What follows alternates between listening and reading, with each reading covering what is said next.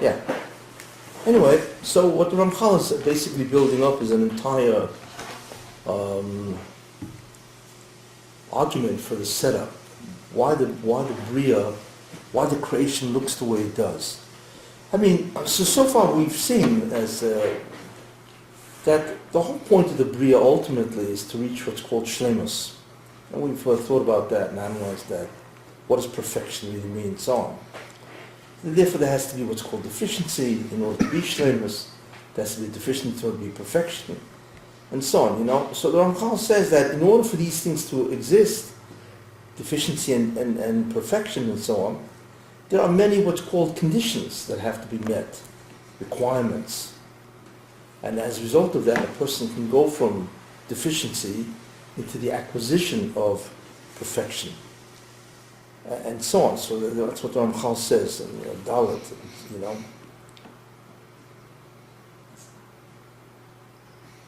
And then the Ramchal says, of course, that who is the individual or individuals that are destined to be the ones to receive the Ribono Shel Olam, you know. Who are these individuals? And of course the answer is mankind. These are the people. And if you remember last week, which is very important actually, I went into the whole concept of who are these individuals, and went into the concept of Yisrael, what the definition of Yisrael is, and what the definition of a Jew is, Hebrew. And of course I mentioned that Hebrew is a nationalistic term, you know, in that sense, national term, whereas Israel does not refer to a nation specifically. It really refers to a koyach, an ability, a power. And I had mentioned what the power was, which is really the greatest power in the universe, and that is the power of tzimtzum. It's the ability to bring in God closer or to remove him. Of course, the Rosh Hashana does that voluntarily, but there is no greater power than that, you know, than God's entry or his exit, so to speak, from the Bria, from the creation. Not that God exits, but he clearly stops what's called a shefa, and so on, you know. There's a certain concept which you have to really think about, which I had mentioned a while back, but it's a very important concept, you know. Well, people think, you know, the Rosh Hashana is really, yeah, everybody has different ideas about who God is, but vis-a-vis us. And, you know, God is a king, and so on, you know. But there's something that you have to, when you, in describing God himself, his unique properties. I once mentioned that there's a thing called reality, what is. A lot of things that are, you know, and it doesn't only mean that which is, in actuality, there's what is in terms of potential. And reality is not just objects, it's also ideas and so on. But when we think of God, what is so unique about the Rosh Hashana is that God is not part of reality at all, which is a very interesting concept. Reality is part of God. God is a being that determines what is and what is not, what is real, what is reality, totally. That's what he can determine. And as far as I'm concerned, that is the greatest power that any being can have, to actually determine what is and what is not. You know, it's far more than a king. You know, a king can give a command, and then if you don't observe his command, he can punish you. If you do observe his commandment, of course, he can reward you. But a king is not in charge of reality. You know, he himself is subject to the laws of reality, or to the laws of being. God decides what the laws of being is altogether, and so on. So, what is important, ultimately speaking, and I think in the end, that's what what a person realizes, is that God has absolute control of reality, of whatever is, which is a total, absolute control of anything, and of course it's the greatest of all powers and so on. And therefore I think ultimately man will realize that, that God is everything, so to speak. And that really is part of the experiencing, Ilum Habo. We say that we feel our own existence because we are able to experience the existence of God within us. And it is through that experience that we ultimately get that Hasaka. And that really ultimately is the Shlemus, is the perfection. We finally get it, as they use the expression. We actually get it, and so on, and because there are many variations or degrees of people understanding who God is. People understand that God is all powerful, but God is part of reality, and so on, God can fight people, he can do this, he can do that. But ultimately speaking, it's not like there's nothing else. All reality is actually determined by God. Even the laws of reality itself, which I find to be very interesting. Reality and existence is the same definition? Well, reality is simply whatever exists is real, is a reality. It's the same thing, ultimately. It's really the same thing. And the Ramchal says the one who's destined to experience this, of course, is mankind. And that's okay. I've gone into the whole concept of who is mankind. But the Ramchal says something, as I said, very interesting, and that is mankind are not the Jews. Mankind is mankind. And therefore Adam Rishon, of course, was not Jewish, because it wasn't necessary. Which makes a lot of sense. Because it doesn't make sense that God would create so many beings, so many people, men and women and so on, and select one to be the nation that will be in Olam Haba. So there's something that makes sense about that. You know what I'm saying? Especially the Jews didn't do anything to deserve it when they were selected.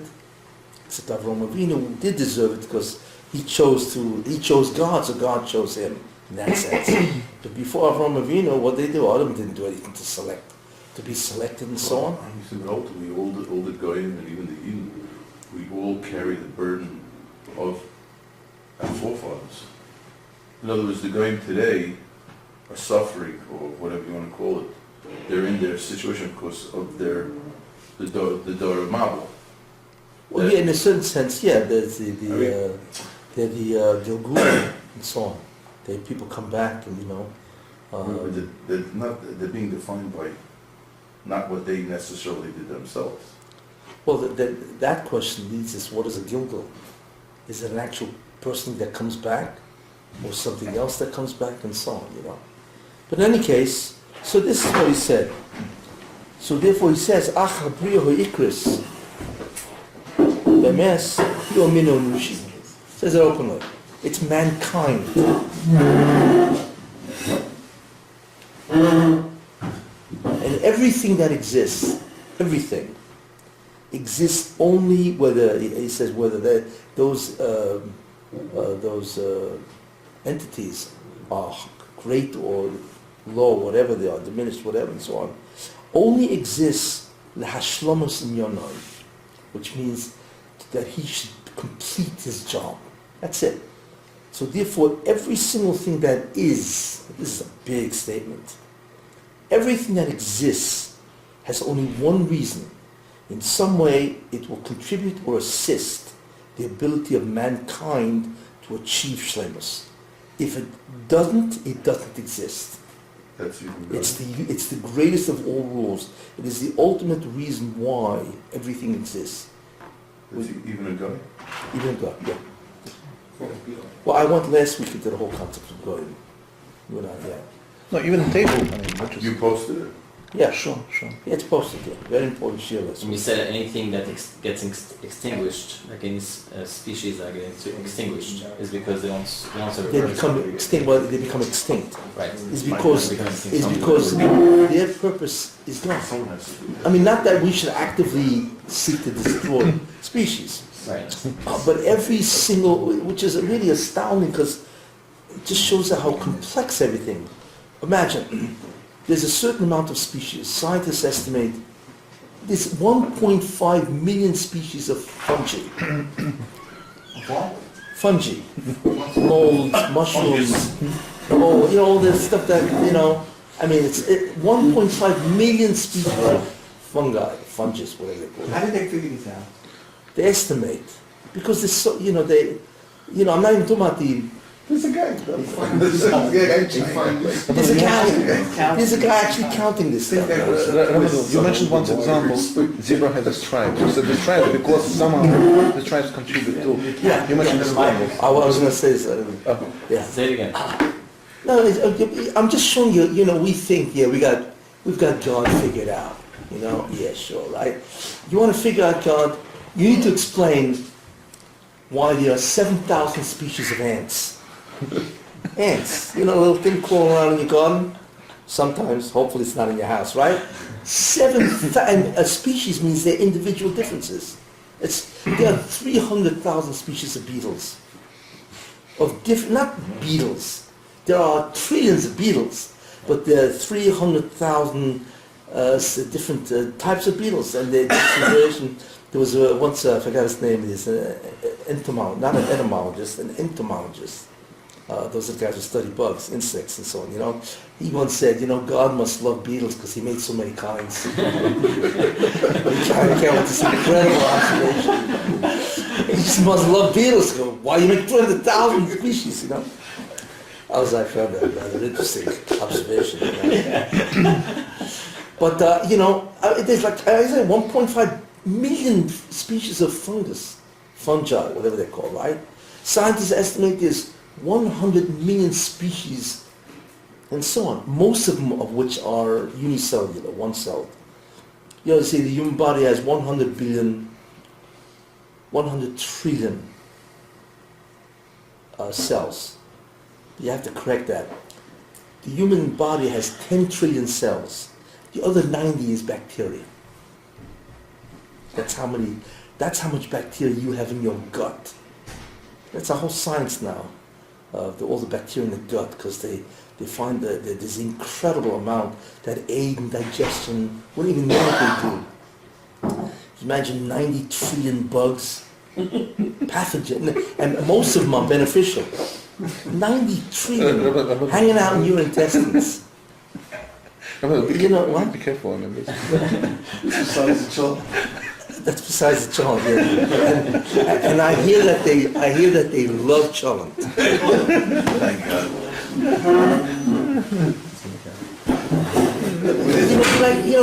How do you? But I want to tell you something. Not only are the amount of species has to be explained, why so many, 100 million different, but every bug that exists has to be explained. Why is there?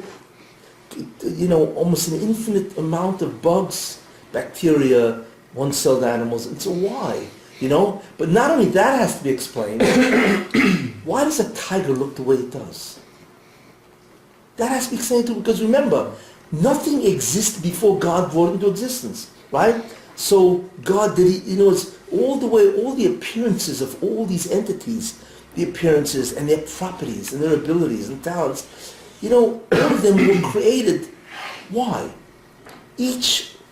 Every single iota of yediyah, of reality, has a purpose. How can anybody possibly figure this out? You see, I'm just saying, why does an amoeba look the way it does, one-celled, and why does it have all the properties that it has? The amoeba itself has thousands and thousands of different properties and so on, and each one is calculated to assist mankind to do the tikkun. It's beyond belief. You can't fathom that and so on.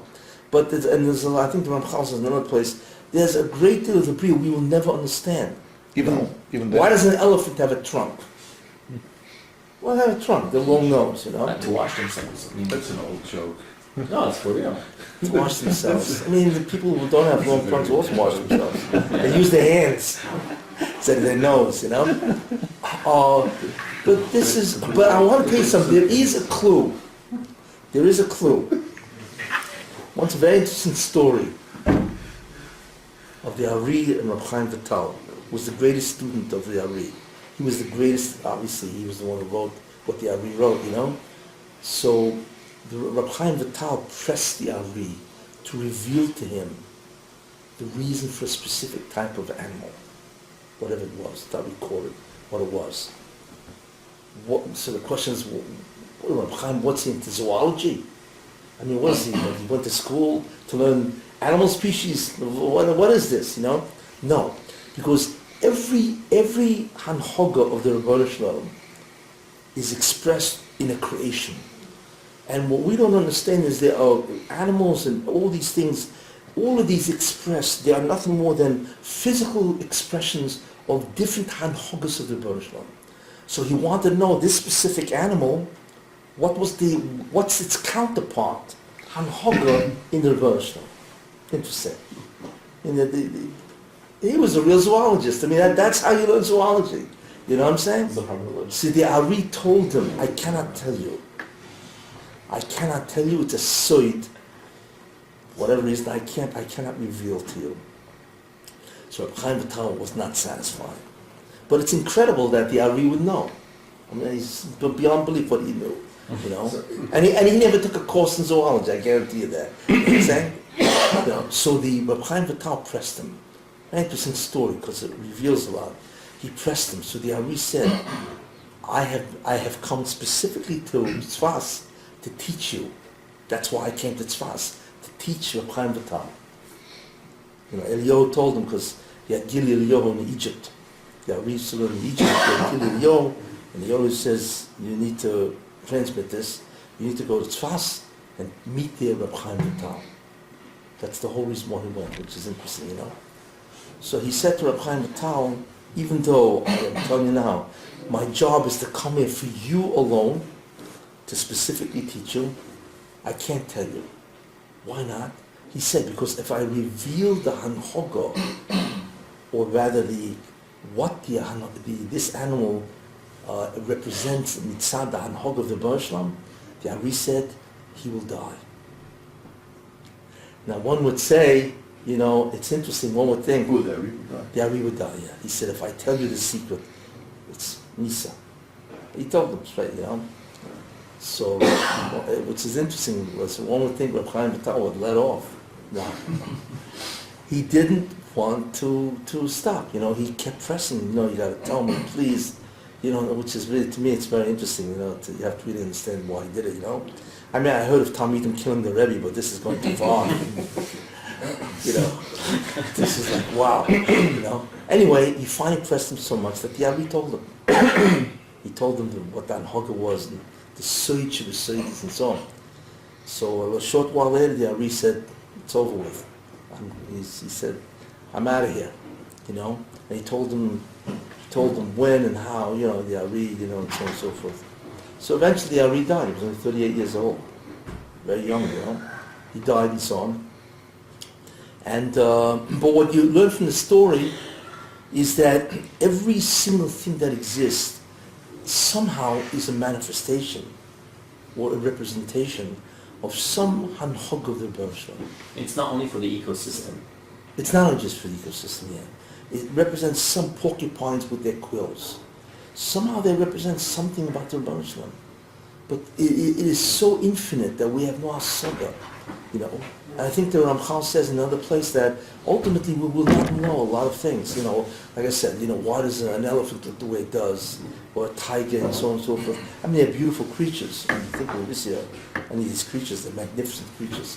You look at a tiger, it's absolutely assuming you're not in the cage with it, then somehow the beauty gets blurred and you just get out of it, But if you're looking at it, it's a magnificent creature. A tiger, a lion, it's just incredible, And they all represent the hanhog of the Rebbeinu Shalom in some aspect. So most of this stuff we won't know. It's just beyond us and so on and so forth. But anyway, that's what he says. He's every single, which is an incredible statement, which he said. V'chol shah nevroim, and all the rest of creation, bein ha'gevoyim imenu, the elite creatures and so on, ubein ha'shvelim imenu, and those which are of inferior status, einon elo ba'avuroi, it's only for mankind, lahashlomus inyonoi, in order that he should complete his inyan or his purpose. Okay, and so on. So which is a remarkable thing. And therefore we understand that everything that exists only exists that we can do the job. The amazing thing, as I pointed out last week, is Nino Nushi changed. The original job was given to mankind, which makes sense, for 2,000 years, and then after 2,000 years, they sinned, so the Rosh Hashana said, I'm not taking it away from you guys, and I'm giving it to the Jews. They will now complete, which is really the history of the Tikkun. By the way, that's why Jews can never be destroyed, because they're the only ones that can do the Tikkun. If you destroy them, that's the end of the Bria. There's nobody that can do the Tikkun, and that's it. That is the single greatest guarantee that there has to be at least one Jew left. It almost happened there, but in the Holocaust, There has to be one Jew left that does the Tikkun, and so on. That's why the Jews can never be destroyed, and so on. In any case, so this is what he did, what the Baruch Shem did. Now the question is, what is the purpose really, ultimately speaking? So the Ramchal says, I'm not going to get into Derech Gimel, but I will talk about some aspects of Derech Gimel and so on and so forth, which is very important. What is the bottom line really? What does the Baruch Shem want us to do? So we know. The answer is Tikkun. He wants us to rectify creation. Right? What's the problem? What is the inherent damage or deficiency that the Baruch Shem wants us to correct? We know that, right? Anybody know? You should know by now. What is it? What? Who? Zohar. No. No. That's true. Nabdik Sufa is in order to give us the merit of it. But what does he want us to do? What is the job of a Jew? Tikkun. What is Tikkun really? Tikkun what? What's the answer to that? Very specific. I would say Zohar. No, it's probably Gilui. No, because before all the mission had the Tikkun, there was no Zohar. Right. I mean, not that we can speak of. There was Zohar, but it was contained within the Nochash. Was it There was Gilui? yeah. Right. So Tzimtzum? what? Tzimtzum? That's the operational mechanism. Now, what does he want us to do? Gilui. Isn't Gilui? Kilo of what? To bring the presence of God back into creation. That's what he wants. The Baruch Shem left, that's the ultimate Tzimtzum, right, where he contracted himself and so on and so forth, whatever that means. And he wants us to bring him back. That's basically what he wants. When he comes back, what will happen? What happens? Who? Who? Bottom line, Mashiach is the one who brings him back. Tikkun. Who? The Ra will be gone. Who? The Ra will be What's the bottom line? What happens? Everyone will do it silently. Who Everyone, all three will do it silently. will do? It's silent. Yes, all this is true. That's Tikkun, no? All this is true, but what really happens? What's the bottom line? What's the real thing that happens? What? Everybody knows. I mean, True. Yichud is going to be apparent. Everybody will know Hashem. Yes, everybody's right. Shemachom Shmayachom. Yes. What really happens? See what the rest of the body. Actually, I said it already before. Ha'ora, yes, but what happens vis-a-vis us? We'll see how Shlemus. connected. Shlemus. Okay. Reality changes. Remember I said before, that's why I said it? The Baruch Shem controls all reality, right? The type of reality, whether you call it the quantity of reality, the quality of reality, the type of reality, whatever it is, started off at a certain point as a given, a certain amount, let's use that word, amount of reality. Let's use that word, right? When the Baruch Shem re-enters, so to speak, reality changes. That's a big word. I mean, we're talking about reality. I'm not talking about a specific thing. Reality changes. It's very hard to understand what that means. That's one of the reasons why we can't master what the Mashiach will do, let alone what Olam Haba is about. The reality in the time of Mashiach is not the same as our reality. You know what I'm saying? We don't understand what that means. And the way it happens is because the Rebbeinu Shem enters the ha'ora, right? So what is The ha'ora changes reality into a reality that we do not know. What does it mean that the Mashiach's not going to change anything except Shiur Malchus with God? No, that's Ben Yosef, not Ben David. That's Ben Yosef. They're two different Mashiachim, right? And each one has a different job. So Mashiach Ben Yosef's job has fundamental job is to combat evil or Ra, just like Yosef from Mitzrayim and so on, right? But ultimately speaking, that's what changes. It's a reality changes, which means if reality changes, and that happens because God is exposed. You know what I'm saying? So the fundamental disease of mankind is cured. What is the fundamental disease of mankind? Yes, Sahara? No. What's the fundamental problem that mankind has? And that's the change of reality. Who? We don't own our existence. No. The fundamental change that happens is ignorance is gone. Why do we chayte? Why is it the malachim don't sin? Because they're not ignorant. They're not ignorant. They see reality. You see, we don't. That allows us to have all kinds of illusions, misconceptions, falsities. That's what happens. In a mokum of ignorance, we sin. Malachim don't sin because there's no ignorance. There's no, you know what I'm saying? They're not ignorant of any reality. Well, in a certain sense, they are of higher levels of that reality. So therefore, ignorance is gone. Ignorance is gone, no more sin. It's over with.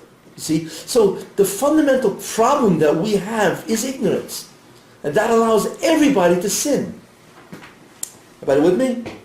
Look at the rules I'm building up slowly. Fundamental structure. Right? So, 1, God is in charge of reality. Totally. 2, He can manipulate reality based on His presence or absence. That's right. Number 3, we are created with a certain hester of reality. That's number 3. What does that create in us? Ignorance. Ignorance allows us to sin. Next question. But what is the central point of the ignorance?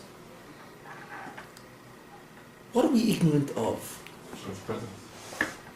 Hashem's control. Yes. But therefore, what does that create in us? Independence. Good. We all suffer from an illusion. This is the problem. Without the reality of God, we suffer from an illusion. What is the illusion? We think we're somebody. We think we're somebody. This is the problem. We think that we have an independent reality from God. That we are actually a somebody. Somebody. You know what I'm saying? That's the essential problem here. So when the Rosh Hashana appears, what do we realize? We are nobody. Zero. How does it feel? It sounds scary. It's almost it's called an oxymoron. A nobody, if he's truly a nobody, can have no feelings because he's nobody. It's almost like that, right? But that's the reality. We are really nobody, zeros. That's what the Yidden said by Har Sinai. It's an enum that is malkeinu. The what? The Yidden said by Har Sinai. It's an enum that is as malkeinu. We want to see the ultimate Metzias. Well, yeah. That's what they said. Yeah. Well, the ultimate Metzias would be their non-existence, which obviously is not what they want. Does it bring when we are nobody, does it bring is it closer to non-existence? As close as you can get and still realize you non-exist. But you can't do that. You can't realize non-existence. And there's nobody to realize the existence. Yeah, to a certain extent, yeah. Ultimately, that's what it would be. So therefore, what do we call that? What is the ultimate idea? that tells us we are nobody?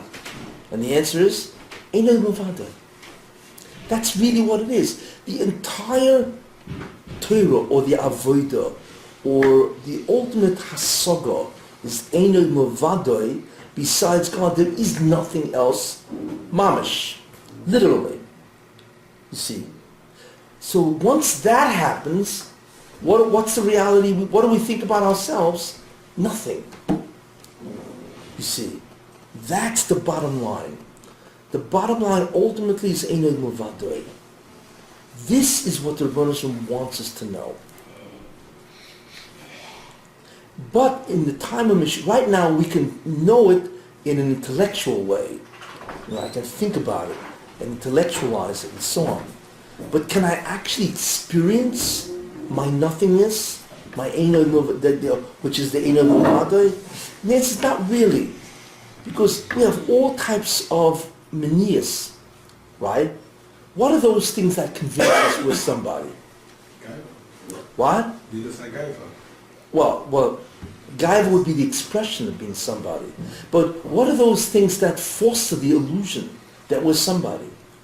Well, the first thing, the most important thing is what? I have a sense of self. I have a sense of self. And because I have a sense of self, I think I exist also independent of God. We walk around with a sense of self. That's the first, most difficult thing to break through. And lost loving, we go sense of self. No, not the same sense of self we have now. That's cool. What? That's cool, yes. Yes, no, it won't be the same. See, we'll have a sense that we exist, but it's not the same sense of self that we have now. Otherwise, we wouldn't exist. Is it a sense of no body or in exchange for oneness, feeling oneness with Hashem? Is it going to be a lowering of the sense of this, ego or whatever? Well, oneness simply means that you don't feel a separate identity. You will not feel. You don't feel a separate identity from God. But our sense of self is the major equal. What's the second illusion that we have? We live forever. Who? We live forever. The what? We live forever. No. We don't live forever. No, we don't have that illusion. We'd like to. No. What's the second thing that we go through that fools us? Desires, impulses, feelings. Well, that's okay. That's the sense of self plus our sensations, our thoughts, our feelings. That also all gives us the illusion of self. But there's something else. We think we are causes. Shlita. We think we have shlita. We think we can cause. We are a causative agent. You go out, you make a living. Hey, I just made $1,000. We think we're causes, and so on.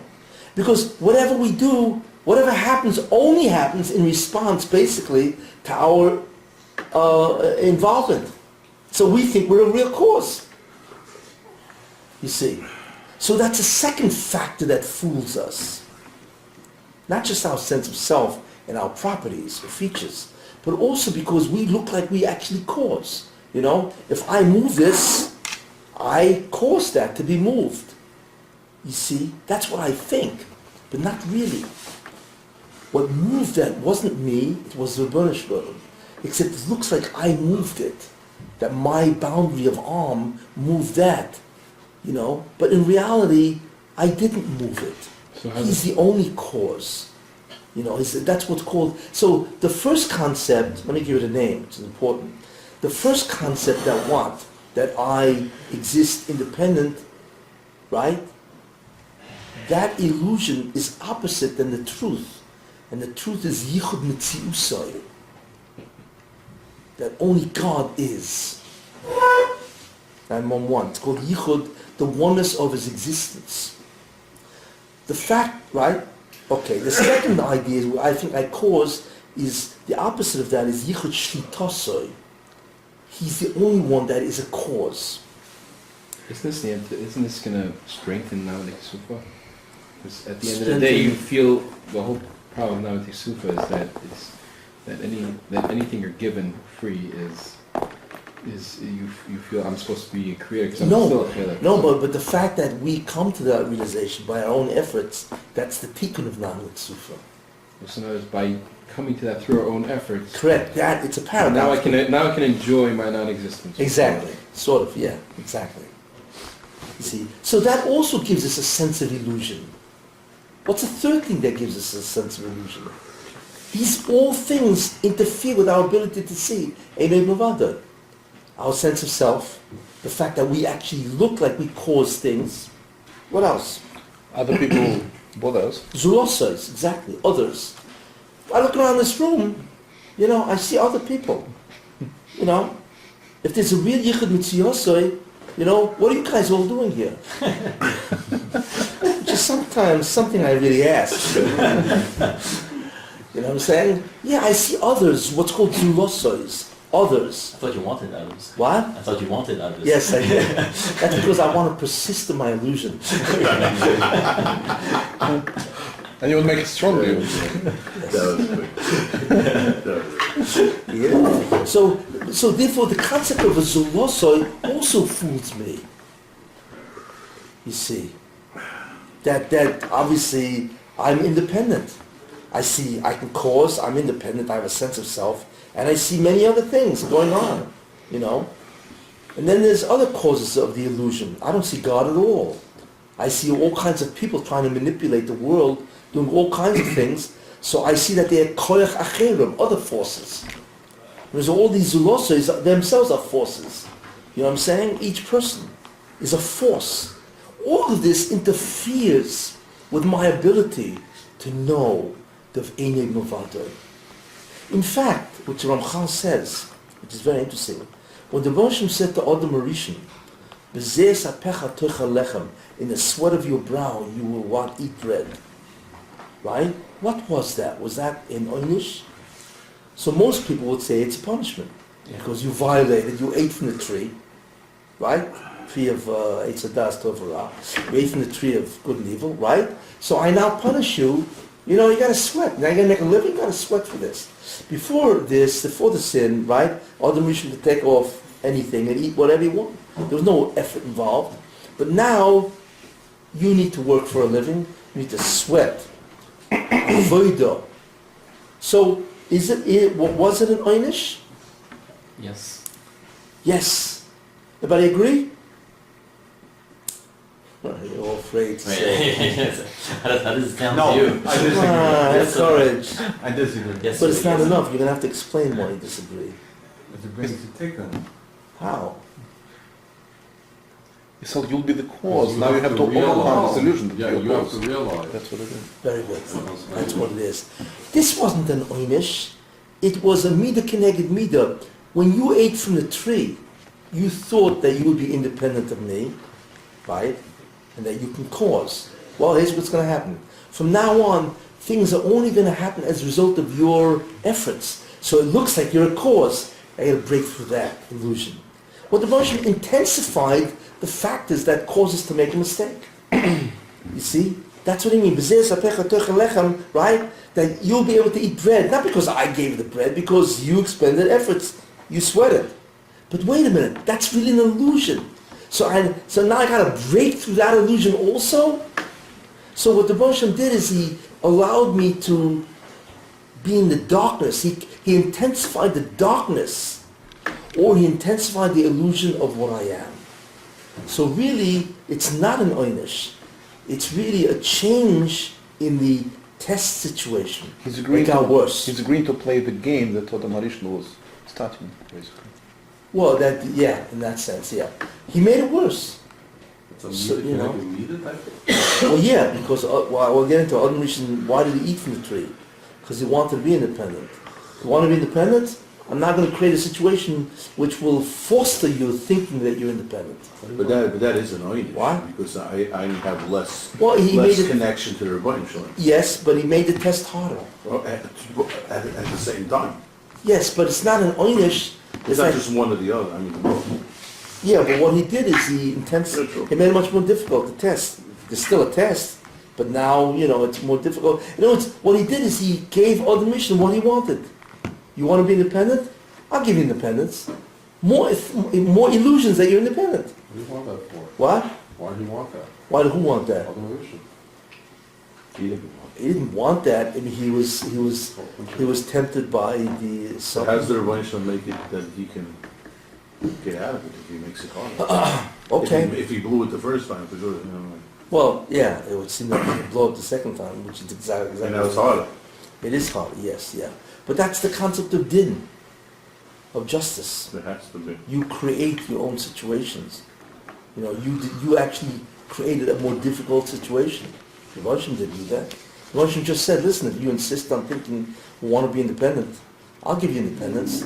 I'll make the illusion worse, and you'll think you're independent, But at the because that's same what time, you the want. Rebbeinu has to be the koyach to be able to be niskaber on it. The Russian has to be the If- koyach. If he's putting you deeper into it, he's going to give you more courage to be able to get out of it also.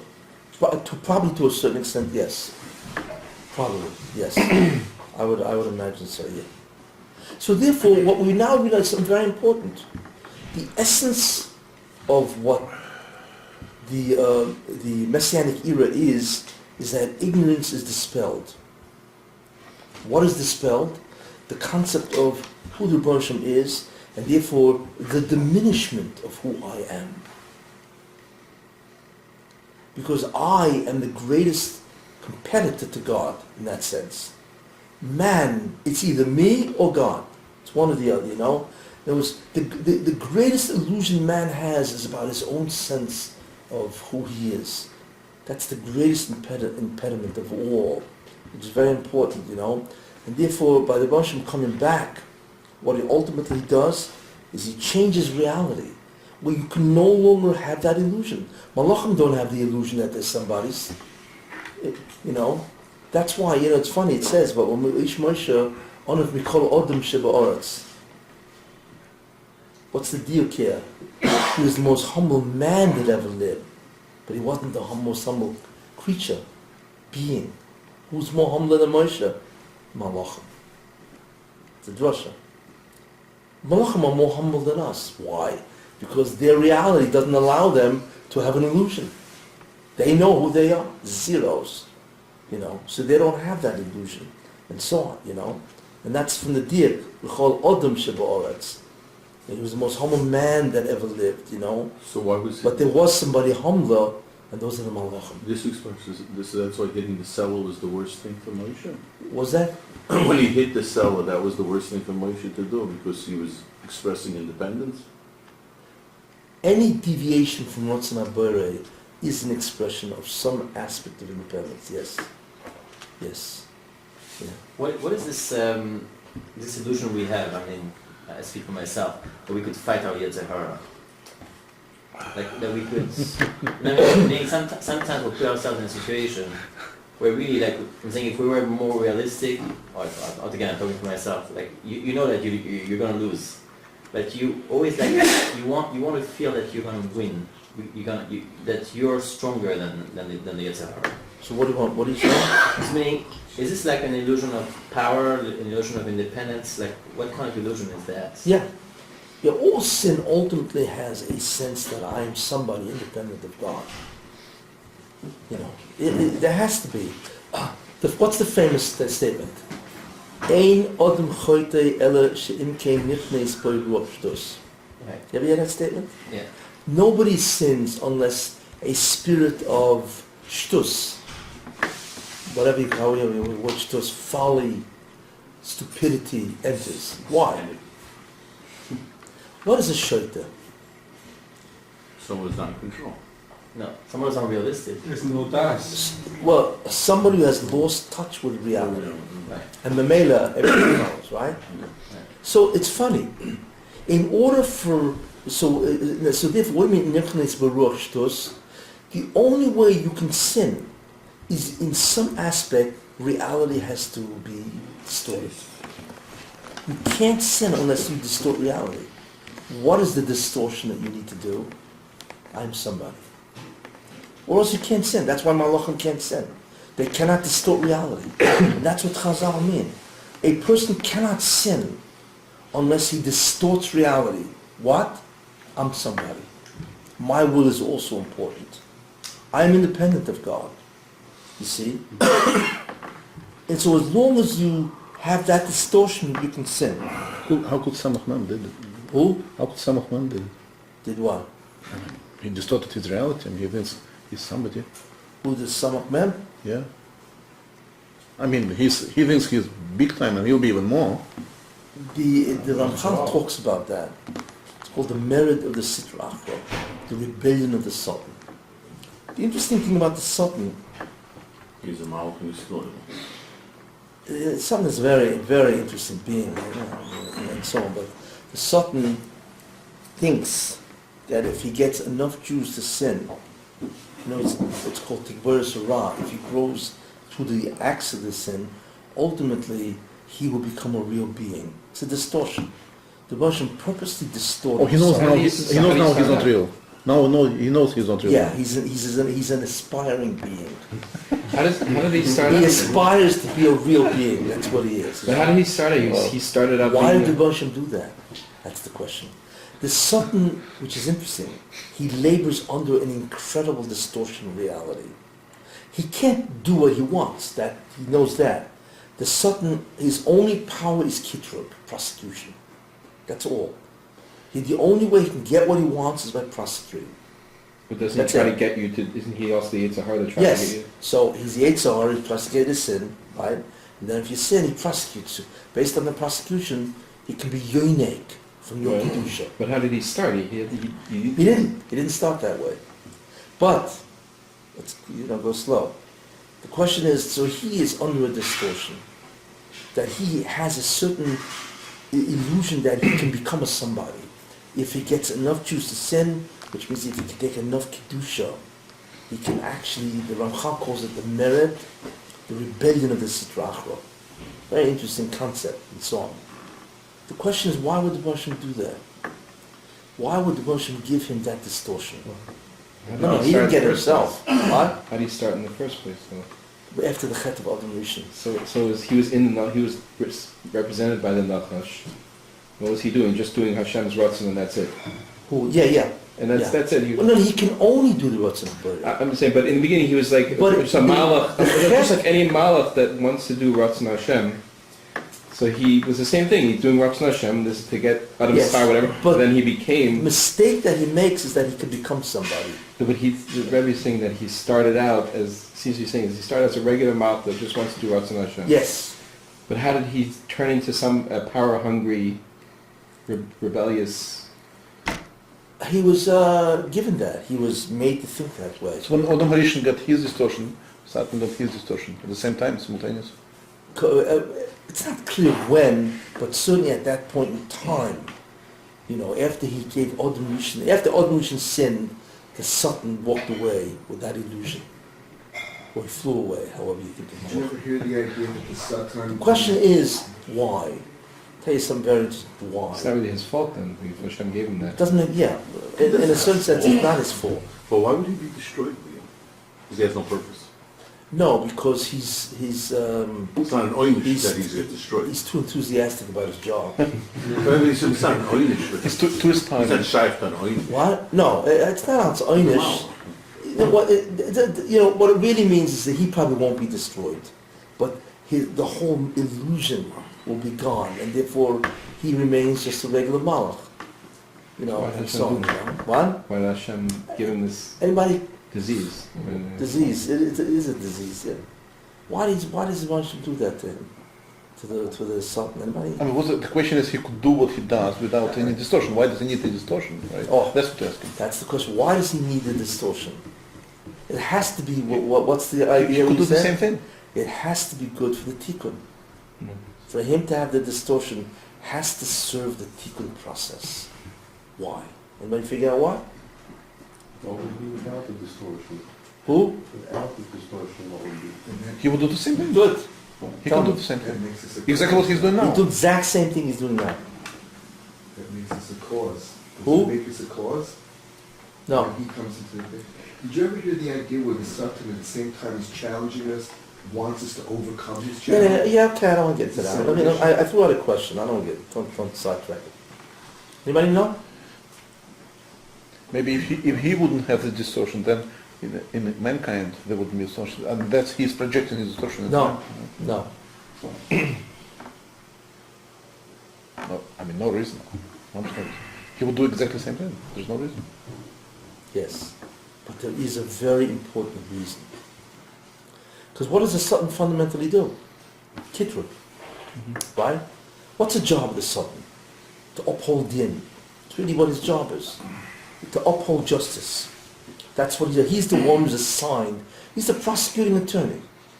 He's the one that makes sure you want to get rid of Mabo, you got to work for it. But justice, you know. So he wants to get you the skin, hoping that you'll overcome him, right? And if not, then he prosecutes you, and so on. That's his job. That's a very dangerous job for the tikkun. Why? Because we all sin, and he'll prosecute us to death. There's no way to stop this guy. That's his job.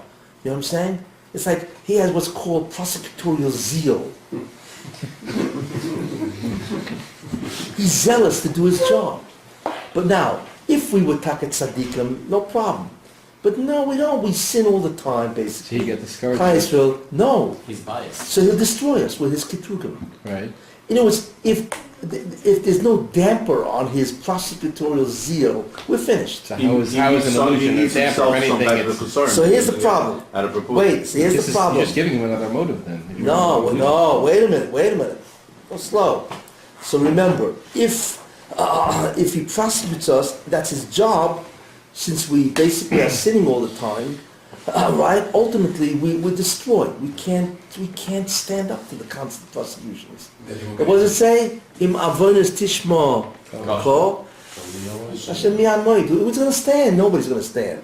You hear the vote? He'll kill himself if he doesn't have any unique anymore. What? If we're destroyed, he won't have any unique. But he doesn't think that way.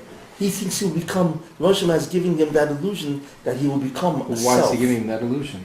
Oh, so that, but we're building it slowly, Yeah. right? So I'm telling you, the problem is, if the Sultan is just a pure malach, he will destroy us. Because we cannot stand up to this constant kitrugim. Got it? So what does the Rosh do? An incredible thing. He gives him what's called a self-interest. Oh, Sultan. You really, because the Sultan has an illusion that he can become somebody, right? But that's an interest, right? That means he's interested in something. It's no longer the Rotzen Conflict of HaBorei. interest. It's a conflict of interest, right? It's no longer just the Rotzen HaBorei, right? There's another interest involved. What's the interest?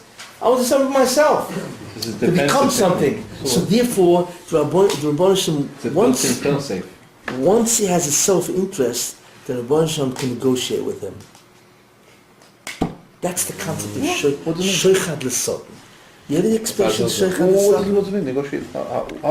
Wait. Azazal. You ever hear the concept of sheikhad l'sultan? Yes. Yeah. Bribery to the Sultan? That's also. Azazal. Yeah. How can you bribe a sultan? You bribe a sultan. If what he's always doing is what's in a burray, how do you bribe a sultan? I'll get some more bean or whatever. No, you make believe that you're doing for him. That So he's something. therefore, if you tempt Karma, him, that's why you give him a karma. wait, and therefore, if you tell him, you know, if you do A, you're not going to get too much, but if you do B, you're really going to get mileage out of this. He's into frequent flying mileage, right? And he'll go for it? So therefore, he'll go for it, yeah, because he wants the mileage. What's an example? Can you specific example? Yes, I'll give you an example. Like a practical example. Yes, I will give you several.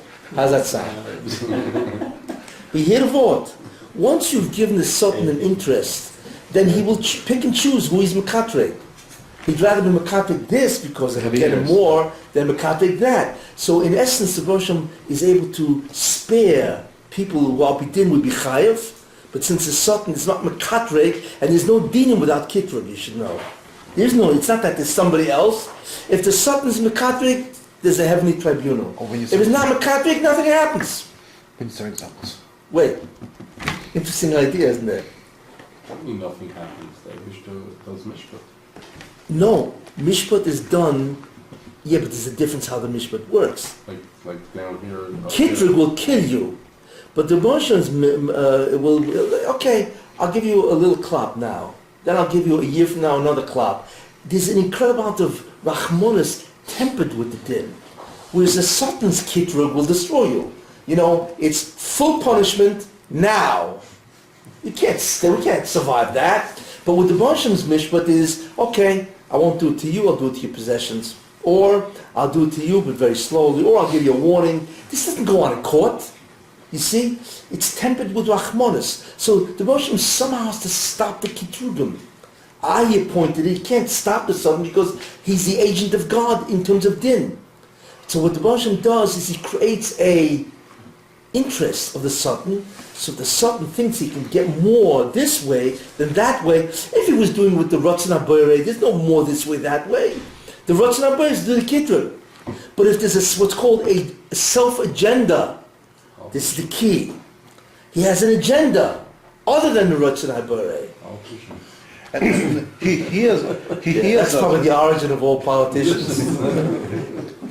All politics is nothing more than satanic thoughts. He has that. And that is an understatement. Are you being Megala, the corresponding Ahad of Hashem that we find in politicians? What is that? Now we know these animals. No. That's something else. So what the Rosh Hashanah does is an incredible thing. He gives the Sultan an interest which creates another agenda other than Ratzon HaBorei. So therefore the Rosh Hashanah could stop him by waving the other agenda, you see, from doing the Kitrug. What's a classic example? 1894. The Rosh Hashanah says, okay, I want Klal Yisrael to have Israel back. Up comes the Sultan and says, excuse me, you don't deserve Israel. You want to give him Israel? Something smells, something's going on here, you know. What do you mean? This is the beginning of the Gula. They can't. So he's obviously, I don't want the redemption because that's my end. So the Sultan says, you can't give them back. Kitrug, because they don't deserve Eretz Yisrael. They don't deserve it at all. How could you give them Eretz Yisrael? See? And the Sultan, that's his job, Kitrug. So Moshe is not going to kill the guy, and what's he going to do with the guy, you know? So Moshe says, you know, you got a point. So here's what I'm going to do. We'll make a deal. We'll give the Jews Eretz Yisrael, but your guys get it first. All the Mapayniks, the Laborites, all the Erev Rav, all the secular Jews, you guys get it first. All the communists, the Maskilim, you guys get it first. So the Sultan thinks, this is, wait a minute, this is too good to be true. Why? Because if I get it first, don't worry, I have my agents, all the Choitim, the Machtes Rabbins, right? They'll take care of all the other from Charedim, from guys, and then the whole Eretz Yisrael will become fry, chatoim, and I'm going to eat dinner, steak every night. See, that's how, so Moshe bribed him. Because to him, so if he didn't have an agenda, the Sultan would say, what's your Ratzon? But he has an agenda, and his agenda is to get Klal Yisrael to sin as much as possible. You see, so Moshe says, we'll give them Eretz Yisrael, but you get it first. And he prefers to sin as Eretz Yisrael. It's more juice for him. Because he feels he can win, he'll get everybody to sin. But in Eretz Yisrael, right under Hashem's nose, it's bigger, that areas are bigger. Meanwhile, well, the Russian will take care of that. You see, that's one way. Another way, another classic example. Right? Moshe Rabbeinu. The problem here. How can you bring Moshe Rabbeinu down to the earth? It's Mashiach. It's really what he is. Right? So Moshe says, listen, I'll give you another place to Makatre against all the other Jews. Paroi. So all of a sudden there's a kitrut for whatever they were choyte, memteshart, whatever was going on. So the Moshe threw them the rest of the Jewish people, which apidin, you know, so he slipped down the Nishmas Mashiach, unbeknownst to the Sultan. It's another classic.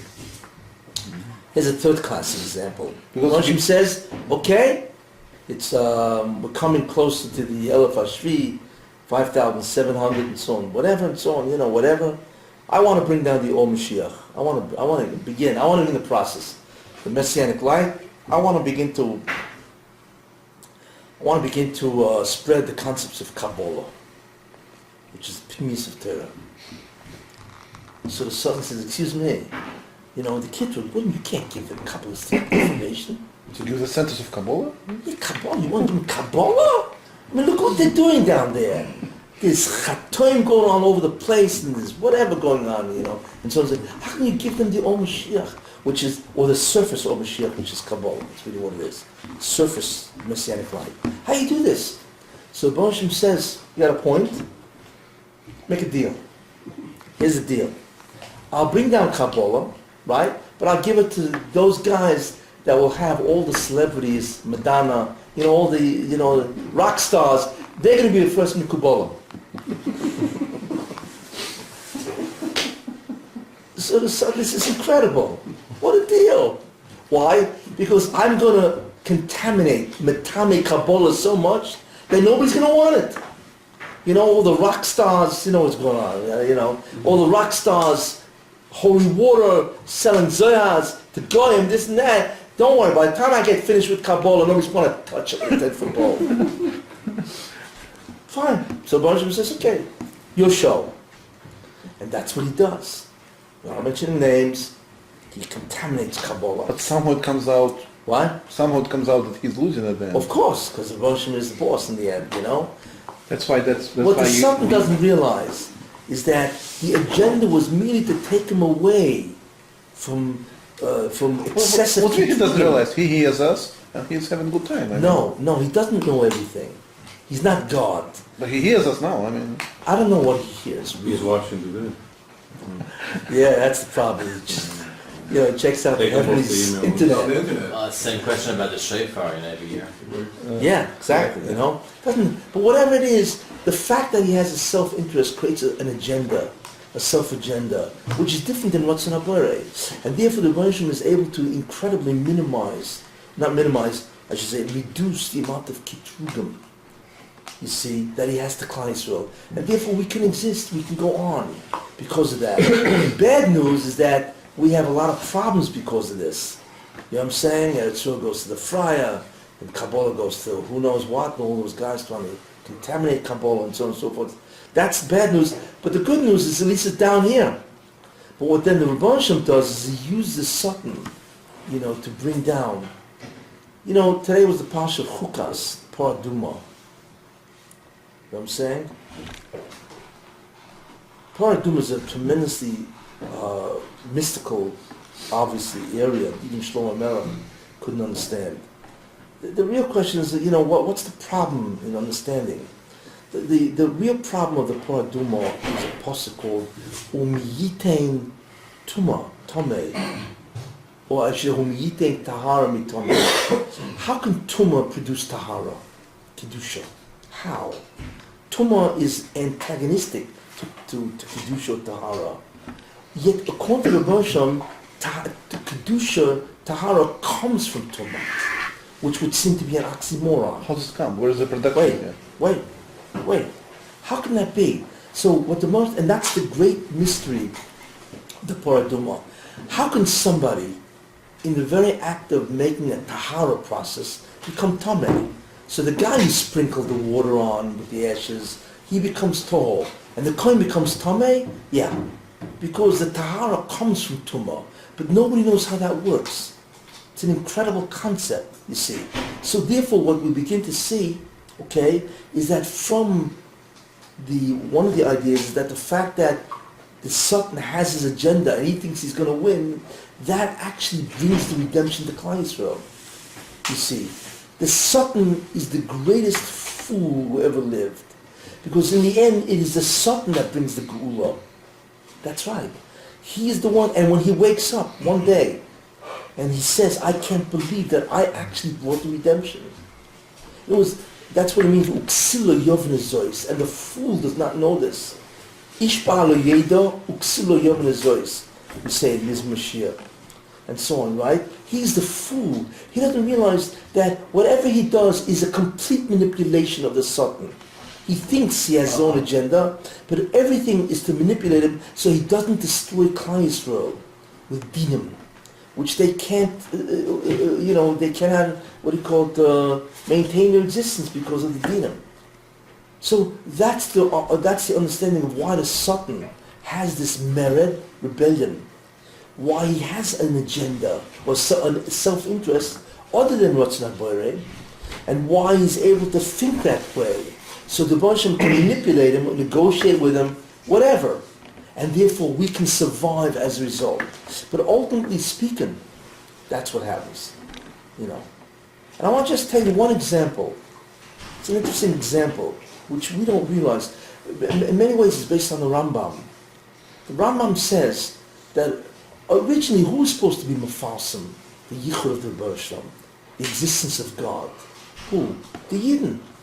Except the Yidden didn't do it. We lost the Beis Hamikdash. So the Rambam says the Goyim do it. The Roshim gave the job to the Goyim to promote the existence and the unity and the oneness of God. That's really a fundamental purpose of Islam and Christianity. Strange as it may sound. That they, the Rambam says this in the Mishnah Torah, that they have the job of promoting, if you think about it, most of the world is religious. Not religious, but they know the Bible. Who promoted the Bible? It wasn't the Jews. On the contrary, they didn't want anybody to translate it. So then, who brought the Bible throughout the entire world? The answer are Christian missionaries. Wherever they went, they brought their New Testament, whatever, which is based on the Torah and so on and so forth. And therefore, people learned. They learned what? The concept that there is a God, that there is a Messiah, because Christianity believes in a Mashiach, right? And so on. Of course, it's filled with distortions. But at least they have fundamental understanding of Yahadus at a fundamental level. So it comes out that other religions have become a tool in the hands of God to promote Emunah. That's why there are 2 billion Christians, which have a fundamental belief that there is a God. Okay, there are 3 of them, fine. But there are 2 gods. What can you say, they can't, that says one God. You gotta have a couple more, right? Anyway, but there's a concept of a messianic process. There's a concept of a Messiah. They never knew this before. It's unheard of, these concepts and so on. Or that there's a concept of tikkun, that the world has to become righteous, that there is a concept of righteousness. They have those concepts too. Where? From the Torah. And who spread the Torah? The Christian missionaries. Very interesting. So if I asked you, what's one of the greatest promoters of the whole concept of a Mashiach? And ultimately that there will be a time, there will be a liberation from evil. More than Chabad? Who? More than Chabad? Yeah. More than Chabad. I realize that's too difficult to say. More than Chabad. Well, Chabad does a great job. Yeah. There's actually somebody there's an institution. Another example. No. There is an institution that is the greatest promoter in many ways. But remember, it's Tumah. It's essentially Tumah, and this is the Paraduma. Indians? No. Muslims? I'm not Indian, I mean Indian. Umiyitain toho mitome.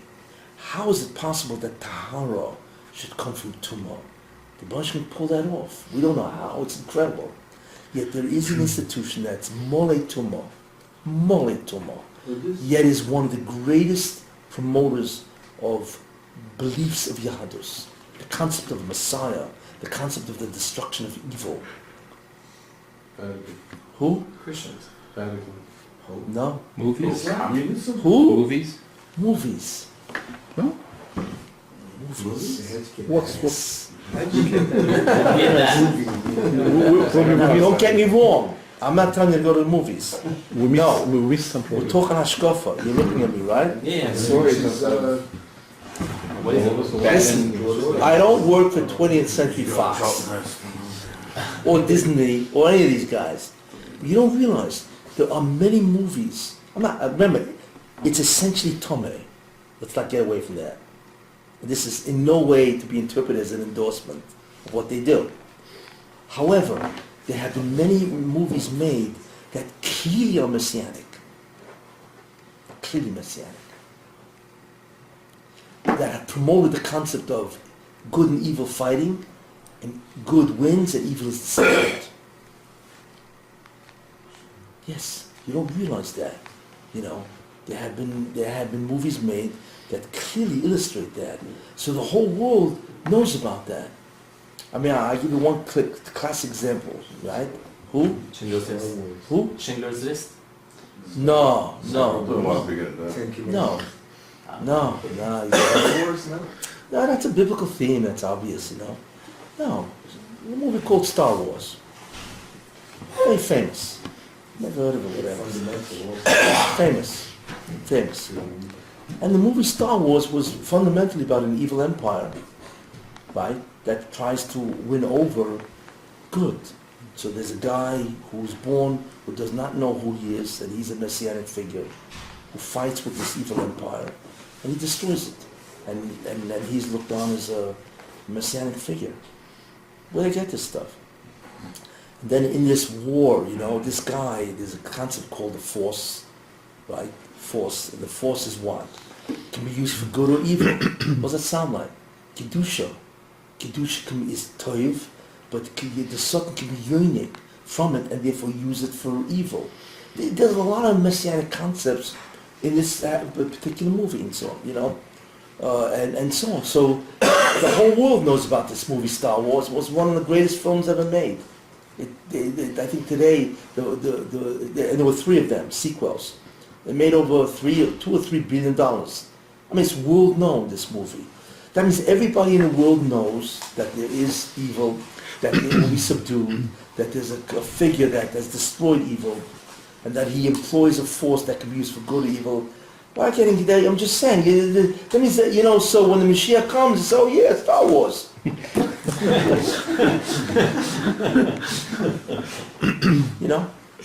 I'm just saying, we don't realize that. The Basham is not restricted the way we are. I mean, we think, well, the Basham is from. He doesn't go to the movies. He doesn't go to the movies. Was the Basham come to the Academy Awards? Of course he doesn't do that. You know what I'm saying? We don't realize what we're dealing with. We are dealing with a being that is beyond comprehension, that will use anything, tumah, to promote Kedusha. That's the secret of the Paraduma. And nobody understands how it works. I'm just giving you some examples. I gave you one example of the negotiations of the Satan, and why he has self-interest and a self-agenda, right? But the Russian uses tumah all the time. The Satan whose tumah he uses, and he uses Hollywood. Hollywood is one of the greatest promoters, besides the fact that it's a raw, what they do is terrible, what they promote. But part of what they promote is a belief, right, of many concepts of Yadus. It's very strange. And the Russian uses them. They don't even know they're manipulated into doing that. And there have been many movies made with messianic themes. So after a while, anywhere in the world, people watch Hollywood movies all over the world. They're familiar with these concepts. That there is a Messiah, there's a Mashiach, right? That there is evil, and good will subdue evil. And the world will change. You see, there's a tremendous revelation of awe. There's our forces that can be used for good or evil. There are so many different things. And the world is familiar with them. Just like the Muslim uses Christianity to promote biblical themes, Yadus, Judaic themes, Christianity, right? Would you believe this? But he does. He uses Hollywood, he uses the Satan, he uses all of these beings that are Tomei, and from them come incredible Tahar and Kedusha. But only he could do that. We can't even touch that. So what's our job? You see? What's our job? He said we're supposed to be bringing Mashiach, but he seems to be doing it through... That's his business. Yeah. We don't... We just have to do what we have to do. We have to do what we have to do. Yeah, we don't get involved in that. What? We don't do the mitzvahs, which is the direct. But the Moshe has such unbelievable koyach, you see, that... But you know how to go into the Torah and bring out the mitzvahs. Yeah, and the one who made the classic mistake was Shabtai Tzvi. Shabtai Tzvi, the Ramchal wrote a whole sefer against Shabtai Tzvi, for Kines Hashem Tzavokus. That's why he wrote that book. Kines Hashem Tzavokus. Who wrote it? Ramchal. To deny or to defy the sheet of Shatz. Shatz held that you can go into the Tumah and take out the Gedusha. So therefore he was Chote. Terrible sins that come out of this guy. I don't want to go into this stuff. Shabtai Tzvi. And then his major student was Frank. I don't even know if Frank had all kinds of things going on, orgies. I don't want to get into it because he held the orgies.